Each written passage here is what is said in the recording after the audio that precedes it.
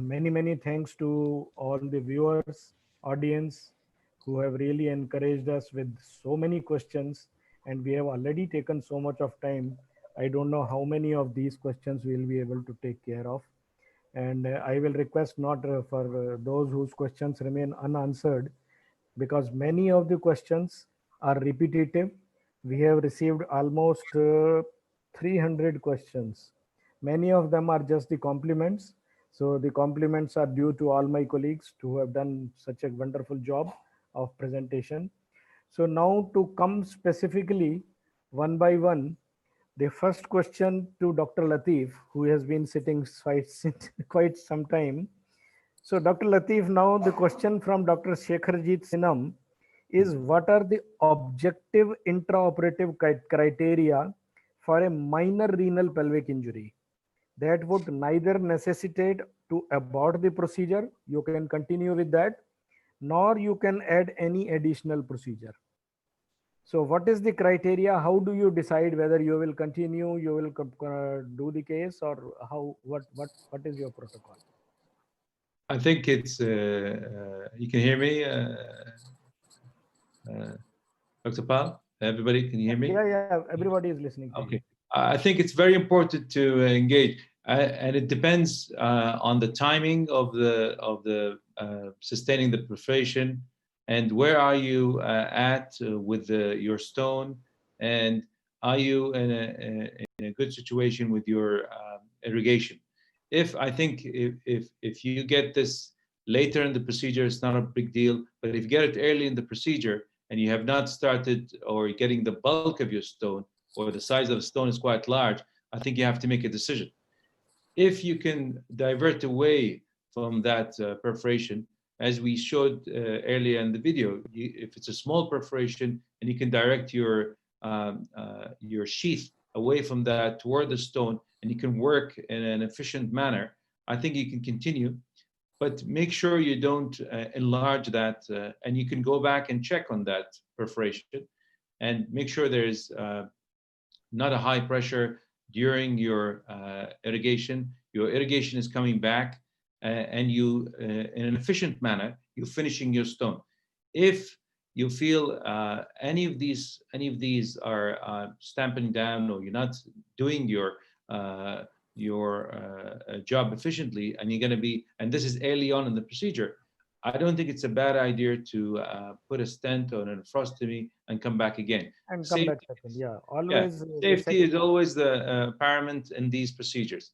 Just a small answer to this, whether you are doing under spinal or epidural anesthesia, and is there any difference in pelvic perforations and injuries between the different anesthesia? I think with under spinal, you have a better understanding of the patient, and also the signs, the clinical signs. But both, whether there's a difference between spinal or general anesthesia in terms of number of perforations, I don't think that's a case, because even under spinal, our patients usually are still, some of them are a bit sedated, and they don't move, if that's the aim of the question. Okay, so second question comes to Dr. Harshvardhan. This is from Dr. Bulma Rami. I don't know which country, but he has asked if during performance of making a track, if you are doubtful, and although there is a clear urine, but you are not sure about the transpapillary path, so should someone underdilate and video by check he should do nephroscopy, see inside, and then proceed? What should be the method not to overdilate? Definitely, sir. Yes, sir. Surely the answer to this question is already shown by you, sir, and with the first video, that keeping an underdilatation is always safer than doing an overdilatation. When we underdilate, we can follow our glide wire which is there in the system, and with the scope over the glide wire, we can go easily inside. We can slowly and gently dilate, or if we are not able to dilate, we can just open the track with the help of a forceps, which is a trick which you have already shown, and this is a very useful trick to go inside a kidney when you have underdilated it. So it's always better and safe to be underdilated than to overdilated. Here, I would like to inform that I have a 6 French nephroscope, a small length, and that I can pass even through the Elkin cannula. And whenever I am in doubt whether my track is proper or not, I will pass that nephroscope after Elkin cannula, see, then place the guide wire under vision and then proceed. So it is a good idea we should do. Any comments from you, Dr. Janak, about the track?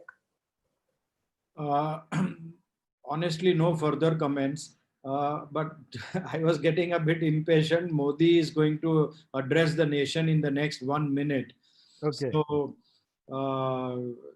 can we take the questions by email? That was my request, because there's some important announcements he's going to make. That was. Yeah, we will have to ask the organizers. Should we continue with the question answer session? We should limit it, I think, to not more than 10-20 minutes. Mr. Nishant? Hello. Yeah, Mr. Nishant. Hello. Because there are so many questions. People are really enthusiastic. We have covered a lot of topics. And one important comment from Dr. Gyanendra Sharma is that PCNL itself is an injury to the collecting system. So, albeit controlled, it is not under control, then it becomes a complication. It's a nice comment from Gyanendra. Coming to a question, this is a question from Dr. Gaurav. He wants to know, can one side perinephric collection goes to the other side? Who would like to take this question? Collection from one side going to the other side. Does it happen or it cannot happen? No, it cannot happen. Okay. One in anatomy I had seen, and one case report I have only seen where the collection went to the other side. But anyway, usually it does not happen. That is the correct answer. People have tried to know from where Cobra dilator is available. So I think that can be communicated to them directly. It is available with the Cook's Amplatz set itself.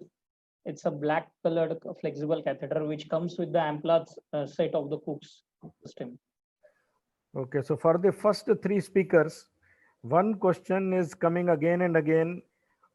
What is the safety wire important? Should it be kept, or you can avoid using safety guide wire? Dr. Shashikant. Yeah. For beginners, actually it is advocated to use safety wire. But as your experience for PCNL goes, and even in my experience, I found that after certain learning curve is over, you can go ahead and do the procedure without safety wire.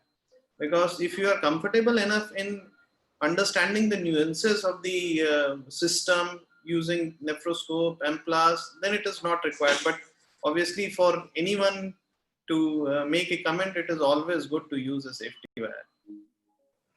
To Dr. Pankaj Maheshwari, Dr. Anil Alhans wants to know why you don't like Y punctures. Can it be done for the adjacent calyces? Even for adjacent calyxes, sir, the direction of access would marginally change. Yes, occasionally, say if I am doing a middle calyx puncture where I have a middle anterior and middle posterior, probably a same skin puncture could be used. But otherwise, to try and puncture upper and mid or mid and lower through a single skin puncture, I feel is not justified. 2 questions to Dr. Surya Prakash. One is coming repeatedly. If you come to know about a colonic injury in a tubeless PCNL, how will you manage? That's the point I've already told, sir. Whenever you plan to do a tubeless PCNL, exit the tract under vision. If you don't, see, sometimes what will happen that it is just a peripheral circumferential injury to the colon. You have just torn or maybe lacerated a circumference and gone inside. And sometimes when you are coming out, you may not be even able to recognize that it is not a through and through injury to the colon. Most of these injuries are extraperitoneal injuries, so they can be managed conservatively. So you have to see the patient vitals, see the patient isn't going to sepsis. If you got a nephrostomy, do a nephrostogram and see that there is no communication with the colon. If there is no communication, patient is doing well. Almost 100% of the ECG will heal spontaneously. There are some Shall I suggestions. add something on this? Yeah. Yes, please, please. So if we have a pre-operative CT scan, if it is not a retrorenal colon, then usually we don't face these colonic injuries. Okay, Do you agree with that? Dr. Janak, just one comment from you. Yeah, you have to unmute your mic. He is left. No, he's there. I can see him. Yeah, okay. Just one question. It is coming repeatedly. Yes. If you have done a tubeless PCNL and the colonic injury goes unrecognized and you have put the stitch and all, now Yes. how will you treat this case? See, if there is a tubeless PCNL, so immediately you will not know that the fecal matter is coming out. So if the colonic injury is extraperitoneal, you have just brushed through the extraperitoneal part of the colon, there is a possibility that there is going to be collection, there is this fever, patient is not going to do well, ileus, but the situation is not going to be as bad as it would otherwise happen if it was an intraperitoneal puncture. So the only way to know is that the patient's recovery is very, very slow. In fact, the patient is not recovering. There is fever, there is ileus, the abdomen is absolutely full. The patient might end up in vomiting also. And then at that point, you are called upon to investigate. You do a sonography, you may see a collection, you see ileus, all the loops of intestine are all full, and you will then do a study, a CT scan, which will tell you that there is a colonic injury. So how will you manage? The question is, yeah, Pankaj wants to add something. Yes. So only thing I would want to add is that if this patient we have not previously placed a stent, I would definitely place a stent now, so that at least the urinary system is taken away. Even Yes. if you have done a tubeless PCNL and then there is a collection around the colon, many a times it is possible to probe this tract and place a drain inside the pericolonic collection. This could be done either by probing the tract, or this could also be done later on as CT criteria. Yeah, so what we have learned is separate the wind from the water. So you put a stent, so the water goes in one direction and the wind, the colonic part, you put in a tube, you just put in a tube. If there is a connection with the pelvic-calyceal system, it's going to be a little problematic. Otherwise, just a tube which will drain the colonic part will form a tract, and eventually that tract will heal. And of course, the stent is going to drain the urine part, so the rent in the kidney is going to heal on its own, and the two system will be separated. So essentially, separate the wind from the water is the theme. See, there are so many questions on this. I would just like to take 1 minute to explain. There is the water, the liquid flows through the passage of least resistance. So you have to decrease the resistance of whatever is coming out and leaking. For the drainage of kidney, you have put the double J stent, you feel happy, and it is usually draining. Whatever collection is there, it is extraperitoneal collection, and you should make all your efforts to give this collection an exit. Where this exit will be, when it is leaking outside the kidney, it is getting collected in the parietes, in the muscle plane, maybe in subcutaneous tissue and all. So you should give a nice drainage.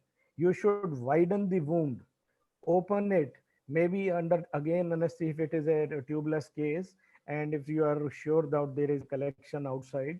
So you should give anesthesia, put your finger in, put the drainage, and whatever you can drain out, make it a passage, so that whatever is leaking should come out rather than making its passages here and there in the parietes. Also give a drainage, free drainage to the colon. Right sided, the colonic contents are more liquid. So there you may have to do a early colostomy. Left-sided colonic contents are little solid.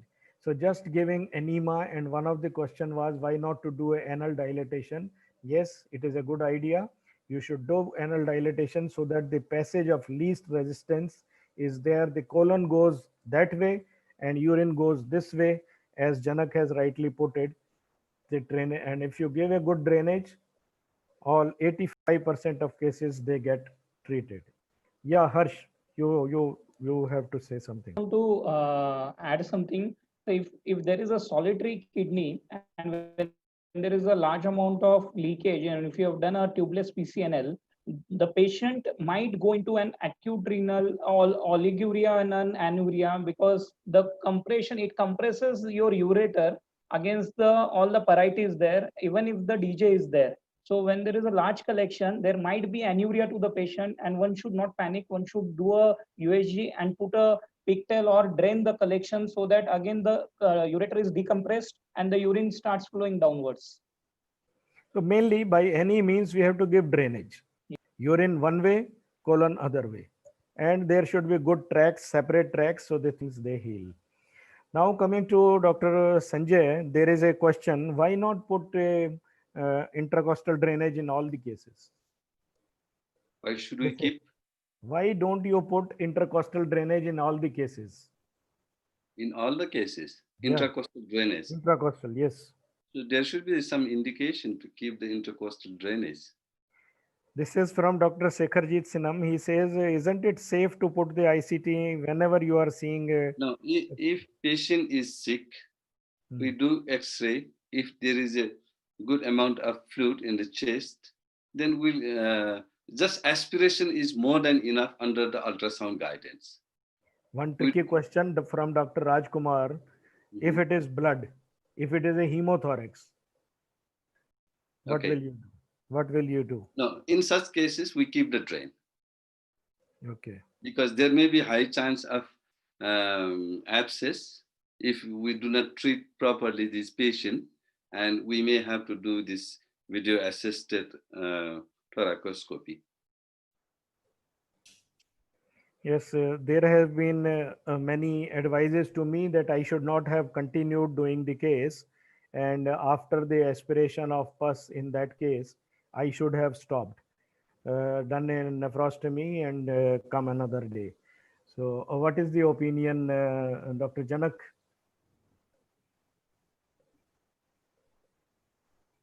You have to unmute. Janak. Janak, you have to unmute. Okay. Yeah. Can you repeat the question? Question is, I should not have continued in septic when there was pus in the initial aspirate, and I should not have continued left in nephrostomy. And now retrospectively, anyway, all of us are wiser. But prospectively, 1 month, the patient is fit, no comorbidities, 1 month antibiotics, urine culture Escherichia coli 50,000. So whether I was right in proceeding with the PCNL or I should not have done it. Well, I think the answer can be given both ways. Since that happened, obviously the answer now at the hindsight is you should not have proceeded. But now we know the entire story, so therefore I'm advising that you should not have. But in a situation like that, as you already put up in your slides, majority of this pus is already sterile, and therefore there is a very little chance that you will hit with this kind of a septicemia. So my call would be that if the patient is compromised, if there is diabetes, if the patient's hemoglobin is less, in those situations, I will just drain the kidney, just put a nephrostomy, allow the pus to be drained, allow the patient to recover a little better, let the counts go down, and then go in for a formal PCNL. Otherwise, in most of the situation, if there is a little bit of turbid urine, we do go ahead and finish the situation at that very moment. So it's a call. If there is a little bit of comorbidity, put a nephrostomy, wait, and that is always safer. Otherwise, in a young, healthy patient with no comorbidities, you can finish the procedure. Thank you. Dr. Kamaljeet Singh from Amritsar, he says to Dr. Pankaj, putting Foley's catheter is fraught with danger because it is not radio opaque. So you don't know where you are placing it, and if there is a wrong placement in the renal parenchyma, it may lead to shearing of parenchyma and it can lead to more bleeding. I thoroughly agree with what Dr. Kamaljeet has said. We have devised a way of putting this Foley catheter. As I've said, you cut off the tip of the Foley catheter, which is beyond the balloon. You gradually withdraw the implant sheath till the site where there is bleeding, and then you inflate the Foley catheter only to 5 cc. Anything more has the risk of traumatizing the parenchyma, but 5 cc is just enough, and a light tug is given to the catheter, not something like a traction, but so that the balloon stays where you want it to stay. Now, this is not a routine. This would be done in patients who have significant bleeding, and especially if you and most of us do not have access to catheters like case catheter. If you do not have any balloon nephrostomy catheter, standard balloon nephrostomy catheter, you need to do what we call as jugaad and get out of that situation. I have had a chance to place this in, I would say, at least more than 20 times, and I have never repented doing this. All I do is don't overinflate it and gradually deflate it by around 2.5 cc every day. Third day, the catheter remains without a balloon. If still no bleeding, remove the catheter. Pankaj, what I felt was that when you leave in a Foley's balloon, it will either slip in or it will slip out. It is a rounded balloon. I have used in 2 cases a endotracheal tube.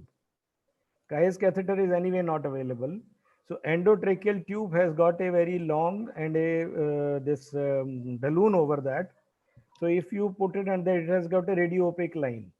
So have you ever used or anyone has used? I have seen Dr. Chibber, you do it once when we were at JJ, and endotracheal tube can definitely be put in when you make a large bore tract. But in the present time, when we make a very small tract, we will not be able to place the endotracheal tubes. Pediatric tubes are available.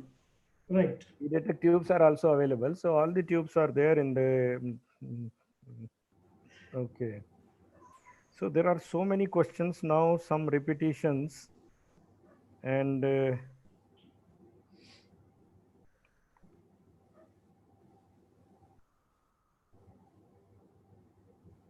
one question to Dr. Khadgi is, have you ever, how many cases have gone into hemothorax and then you had to do some decortication or some chest surgery? So far, no cases, sir. We had to keep some tubes in 3 or 4 cases. 3 or 4 cases out of 7,000 cases. Some cases with the just tube for the pleural effusion, those who were sick. Otherwise, we didn't have to open any, we never had to open for the abscess or the big hematomas. Now, last 2 questions. One is from Dr. Zin Abdul Fadl from Morocco. He and a few others have asked the same questions, whether you are using ultrasound and whether using ultrasound will be better to prevent colonic injury. Any extra, Dr. Shashikant? Yes, sir, normally I have both ultrasound and fluoro access, but I usually do ultrasound guided PCNL in around say 20% of cases, especially those patients whom I'm planning supine PCNL and ECIRS. For routine prone PCNL, I have not found much advantage of ultrasound over fluoro guided access. However, in this scenario where we suspect retrorenal colon in some patients of horseshoe kidney, where the theoretical discourse is that retrorenal colon are more, ultrasound would give an advantage, because if we scan the kidney with the percutaneous surface, and if there is intervening bowel, we will not find the appropriate calyx. Ultrasound, if colon is there intervening between the kidney and skin, it will not show you any calyx for access. So in that scenario, you will not be able to localize the calyx and get into your system. So that is one advantage of ultrasound, and this is why ultrasound has been demonstrated to be superior than fluoro-guided access in preventing visceral complications. So this is the advantage that I see with ultrasound. There are many questions about the dilatation procedure and which dilatation, whether balloon dilatation, single step dilatation. Is any faculty willing to explain what is the modality, best modality? Dr. Pankaj, Dr. Surya Prakash. Dilation, which Yeah. modality? Which modality, whether it is Alkan dilators or step dilator, balloon dilator, different questions from different. I am just summarizing all the questions. Yeah, see, I am one of the Alkan dilator users, and I have a reason. I'll tell you one by one the reasons. Number one, it is cheap. You can autoclave it several hundred times, and it serves the purpose. So, but the Western world, where this costing does not matter and where this point of costing is not very seriously taken, let us discount this. Number two, if you take a balloon dilator, you have to have a balloon selected with a predetermined decision that you are going to dilate 30 French or you are going to dilate 26 French. You cannot change your decision in between. Whereas if you are doing Alkan dilation, you can, if you are going between the ribs, there is crowding of ribs, you cannot dilate say beyond 24 French. You stop at 24 and carry out the procedure by putting in the necessary implants. Whereas in the balloon, you have to pre-decide. I'm going to do a 30 French dilation. That is a pre-decision. Number three, the balloon just pops up. Dr. Alkan himself has done a study on the bleeding part. There are people who say that there is less bleeding and those kind of debates go on. But the reasoning behind a balloon dilation is the balloon just dilates radially, pop, and all throughout there is a radial dilation. A weak part of the parenchyma, whichever there is, sometimes a weak spot of the parenchyma will give way and there can be a lateral tear. Whereas in Alkan dilation, there is a pushing, whereas at the same time there is twisting. So you are pushing, which can give rise to a linear pressure, and you are rotating, which is the radial pressure. So the pressure is gradually being transmitted, redistributed. You get my point? It is not just one single pop. It is push and you are twisting it. You are pushing the dilator as well as twisting it. So it is being gradually pushed as well as it is redistributed, and the weakest part is not constantly under that pressure. So therefore, there is a possibility that this lateral tear business could be lesser. Assuming that this is all theoretical, it is certainly not more. The bleeding in Alkan is certainly not more. And finally, the duration, like people argue that in balloon dilation, the time taken is lesser, whereas in Alkan, the time taken is little more. People, you go to Escapal, you go to experts, you go to Sanjay. I mean, I have never taken more than 20 seconds to finish. Once you have finished your initial Teflon dilators, from the first 16 dilation until whatever, 24, 28, 30, it is never more than 20 seconds. So where is the question of time? So all this put together, I am a firm proponent of Alkan dilator. Thank you, Dr. Janak. Dr. Shyam Babu Prasad from Patna, he wants to know the time limit for the surgery. If it is a branched large stone, whether we have a time limit so that all complications can be avoided. Anyone, so whosoever wants to answer. Yes, please, Dr. Rahul. Dr. Janak, Rahul Janak. Yeah. So normally they say that it should be under 2 hours. That's what they say. It's just it's an arbitrary figure. But I think it also depends on the way your surgery is progressing. So say if the patient is hemodynamically stable, there is no problem. And like depends on, like in our department, we are doing most of the surgeries under spinal anesthesia. So it also depends on the effect of the spinal anesthesia. But as far as if for those who are doing it under general anesthesia or otherwise, I think more or less it depends on how the surgery is progressing. So if I'm doing a big staghorn stone, and if I'm having no problem, there is no bleeding, the patient is hemodynamically stable, then maybe I will push it beyond 2 hours. I might even go up till say 3 hours. But if the patient is the arbitrary cutoff that people say is about 2 hours, that's what people say. That's what everyone says, that you should not go beyond 2 hours. But it depends on the situation, depends on the patient, depends on the how happy the anesthetist is with me and how overall the scenario is. And I think, between 2 to 3 hours is I think it's a very safe thing to do. So any other opinion about the time, Dr. Pankaj? Sir, I usually do not like to go beyond 90 minutes. At the end of 90 minutes, I would reassess the situation. If I feel it is something which I can finish in next 10-15 minutes, I may exceed beyond 90 minutes. But if I feel that it is going to take maybe 1 more hour, or I will need 1 more track to be made, I would be more comfortable staging the procedure. I do all my procedures under general anesthesia, and I agree with what Janak sir has said, that we are all proponents of Elkins dilators, and that has served us extremely well over last so many years. So coming back to your present question, I would not try to exceed beyond 90 minutes. I strongly feel, sir, that some amount of fluid intravasation does happen, and the longer you stay in the pelvic elevation system, the risk of infection increases. yeah, Definitely, yes. I would like to put it one way. All of you, not you, all whosoever is planning to do PCNL, this I have experimented. Just measure 1 liter of tap water and add 10 ml of blood into that. There is hardly any color. When you are doing PCNL, you are so engrossed in doing the procedure, you hardly have a look down below how much fluid is going down. So if 10 to 15 ml of blood loss every minute is going on, in 1 hour time, without your knowledge, your urine color, the fluid coming out being very clean also, or maybe very lightly pink, which we always tend to ignore. Yeah, this will be some 600 ml per minute. And in 90 minutes, 900 ml of blood has gone and you are not aware. So always my teaching has been, and what I always do is, because during PCNL, there will be some blood loss. In the beginning itself, just see the pulse oximeter, see the pulse rate. The first thing will be the rise of pulse. The tachycardia will start when the hemoglobin is dropping.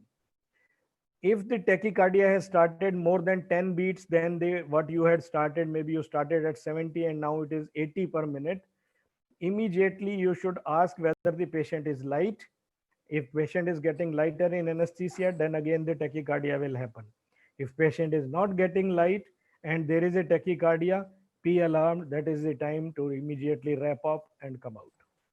You will not know how much blood bleeding takes place. So roughly 90 minutes should be good enough. 90 minutes should be good enough. We should not proceed more than that to be very safe. And therefore, one resident has asked one question, whether all of you are explaining all these complications to the patient who is going to undergo PCNL before taking consent. What do you say, Abdul Latif? I think it's very important now. Now we are obliged to tell our patients, but we tell them the most common complications. But I think more and more there's a detailed consent, which now we learn from our bariatric guys, and all these fancy surgery are being done. I think we need to write in detail all these complications and go through with our patients with the most common complications.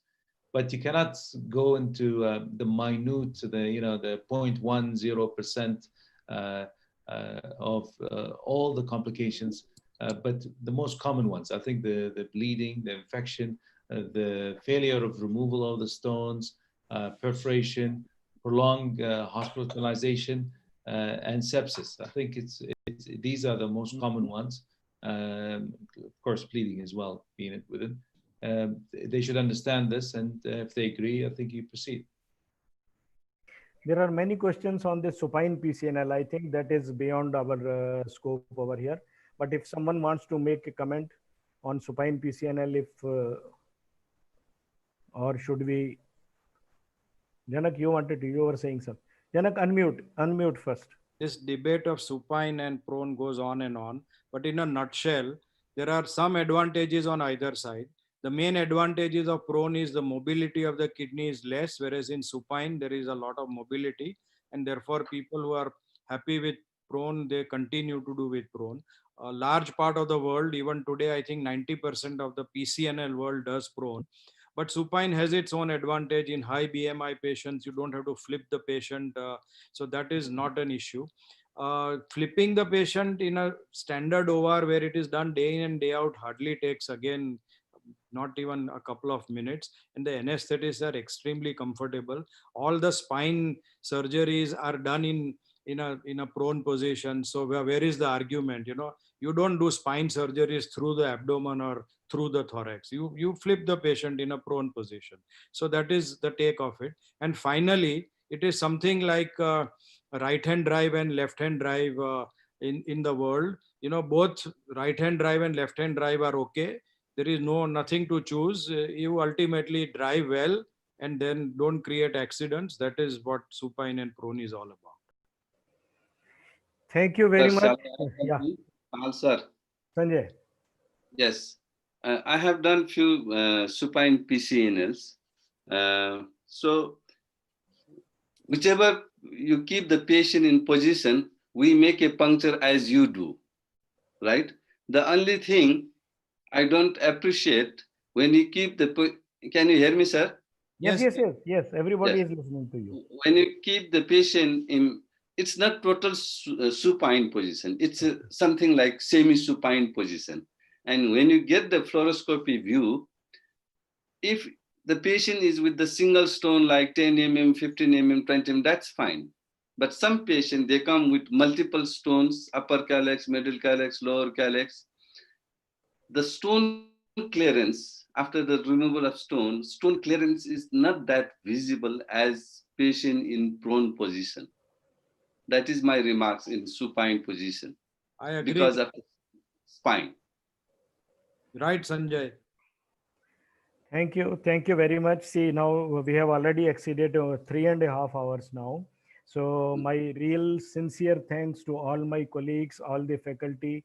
You have taken time out and you have given excellent talks. They have been benefiting everybody. I have also learned many points. I was writing it down. So it is always life is a learning process. Thank you very much. Thanks to all the audience who had the patience, who could listen to us. And although you have communicated in a very big number, but simply I beg your pardon, it is not possible to accept and to all the questions and all the names. Thank you very much for a very good participation. Before we wrap up at the end, I just would like to know, I would like to tell, because I feel all whosoever are listening, even after 3.5 hours, they are all perk maniac like me. You are all interested in PCNL. So we are going to launch a PERC society, which is an international society, and the membership is going to be free. You can only log in as perksociety.org, and then you can just become a member of that by filling your details. And only urologists are invited to be the members.